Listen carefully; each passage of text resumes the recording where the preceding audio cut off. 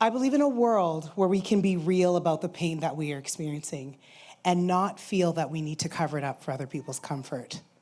In that world, I believe that we are encouraged to be open and honest about the pain that we're experiencing based on the adversities that we faced. You see, pain is a communicator. What do I mean by that? Pain gives us information. It tells us that something's not as we want it to be, something's not the way it should be, or something's not the way that it was. And with that information, we have choices about what we can do to deal with that pain. I'll give you an example. I get cramps and I get a cue. It's time to buy chocolate. Well, actually, no, it's not really time to buy chocolate. It's time to probably use Advil, a heating pad, but you know. The pain gives me a cue, and I have to decide what I'm going to do with it. But this is, to me, where we first start to intersect with resilience. We understand by the cue of pain that something's up, that something's different, and then we use that information to make choices about what to do. We have heard some unbelievably amazing stories from the women tonight. I am just in awe of the fortitude that we possess as women. I knew I was coming to hear stories of resilience, but didn't quite expect to hear what I did tonight. And it gave me pause and reminded me just about the power that we possess as people. So I really appreciate what I've heard tonight. And I wanted to think about, or I thought about, you know, life presents us with these intersections that sometimes seem confusing or conflicting. We are told as women we need to be strong yet vulnerable. We're told that we need to be, you know, have our whole destiny controlled, and yet we surrender the process. We're also told that we need to be in charge of our careers, but at the same time, we're encouraged to be the ultimate Martha Stewart, Pinterest mom, wife, or partner. And it makes me wonder, so how do we do all of that? You ever feel less resilient because what society tells us to be, we can't figure out how to do all of it? That's made me question my own resilience. So there once was a time when I thought that being resilient meant that I didn't cry. I didn't get bogged down with nuisance emotions. And I had this thought that I was this rock that never crumbled. I didn't ask for help. Dang, I didn't need any help.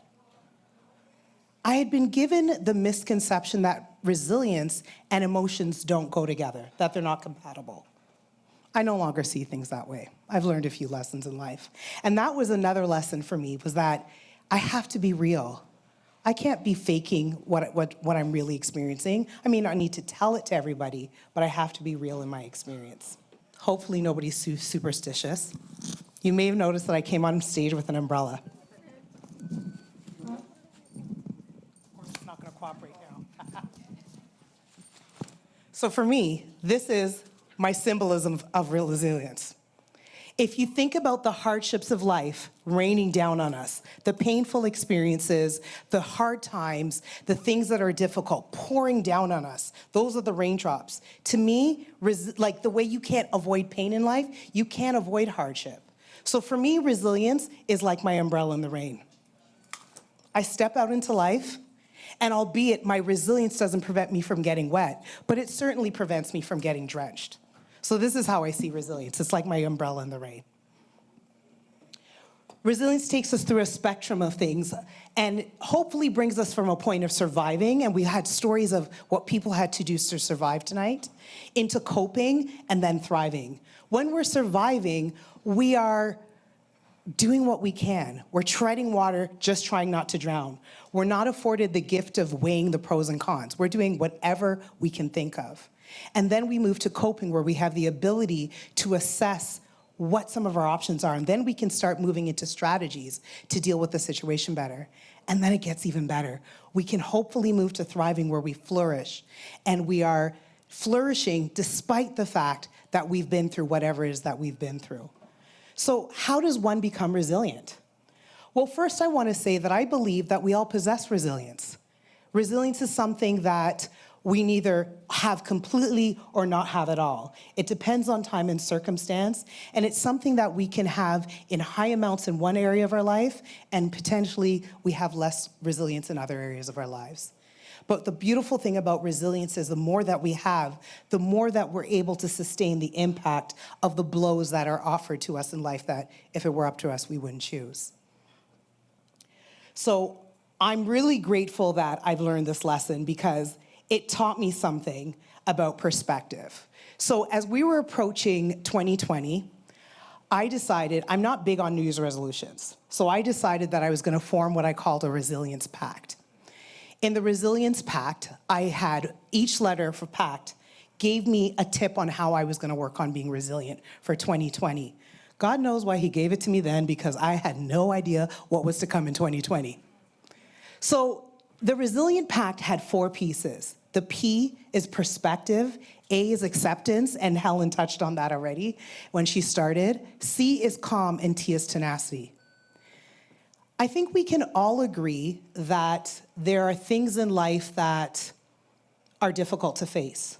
But by the same token, somebody could be going through something that they find devastating that wouldn't bother somebody else as much. And part of the reason for that is our perspective. Perspective has this amazing ability to impact the way that we experience a situation. Many years ago, I had a boss who didn't like me. Can you all imagine that? Me not likable? So 2 new positions came up at this job. I applied for the 2 positions and I was turned down. Interestingly enough, the candidates who got the job were less qualified. So a 3rd position popped up, but I had an idea what was gonna happen. I applied for this job and I didn't get it. And I was frustrated. I was like, I wanted to move up. I wanted to get new opportunities in this workplace. And I thought, how am I ever gonna do this with this woman blocking me? So eventually, the new opportunity came by me choosing opportunity outside of the organization. But it didn't stop there. I later went back to school and I got a master's degree. So as much as I wish, because she was part of what drove me to do it, she paid for it. But that wasn't the case. But I actually appreciate her blocking me, because that was a real catalyst in me getting my master's degree. See, there was a shift in my perspective. I moved from feeling like I'd been held back to feeling that I had been pulled back. You know when you pull back a sling? The thing that happens when you pull back is that, like a slingshot, it catapults something forward. So her pulling me back, rather than me seeing it as being held back, I now understand was something that helped send me forward into better options, send me forward into newer opportunities, and actually expanded my opportunities. Once I had a master's degree, I had options that I didn't have before. So don't anybody tell her, but I'm actually grateful for how cantankerous she was and that she didn't allow me to get any jobs in that place. And funny enough, I went back later on to that same organization when she wasn't manager, and I had all kinds of opportunities. But my perspective was really crucial for how I navigated that entire time. So one of the things I do as a therapist is I ask my clients, can you accept this thing that you don't like? And acceptance is a really tricky thing, because it's so important in resilience, but we often worry that if I accept something that's not okay, I'm saying it's okay. But acceptance is not about accepting the thing that's not okay.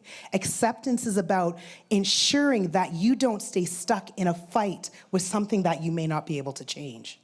So when we look at acceptance, we have to think about the fact that we don't want to become stuck and mired in a place of resistance because it didn't go the way that we wanted it to go. It's also really important to still experience the emotions that are tied to that experience.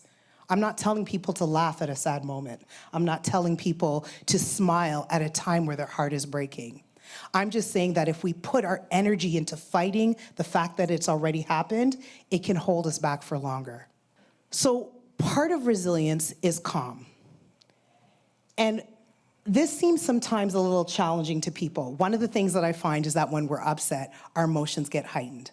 But our heightened emotions actually sometimes prevent us from making decisions that serve us well. So I like to put it like this, if you want to think about it this way. Our state of being calm is kind of like having our Wi-Fi on. When you are trying to access the internet and you put the Wi-Fi on, you have access to all the things that are on the internet. And when it's off, you may not have access to it. So our state of calm is about getting access to more information, because we can make choices from that place of calm that probably serve us better than the choices that we make when we are more upset. And the last part is the tenacity. Has anybody ever been in that position where you're trying and you're trying and you're trying and you feel like nothing's changing? I get the image of being on a treadmill. I take step after step after step after step, but I'm no further ahead. This is the time where we tap into our tenacity. We dig our heels in and take that tenacious approach to say, I'm gonna keep trying, I'm gonna keep doing. We hold on even in times when we don't want to hold on. And that's what I'm encouraging you to do today. If there are things that you're thinking, I give up, I'm gonna let go, don't give up. And I'm not saying that holding on is about doing the most. Holding on might just be that commitment to say, I'm not gonna quit. That's the tenacious approach. Giving it one more try, giving it one more try. Is anybody ready to take the Resilient Pact with me today? Is anybody ready to examine their perspective in a situation that's painful? Accept it even if you don't like it. Do your best to stay calm and try to be tenacious. If you think again about that slingshot, this is part of what the tenacity did for me, or that perspective. When I thought I was being held back, when I revisited it and thought, if I'm pulled back, I get to move forward. If I'm held back, I stay in the same place. Examine your perspective. Accept something even if you're not okay with it.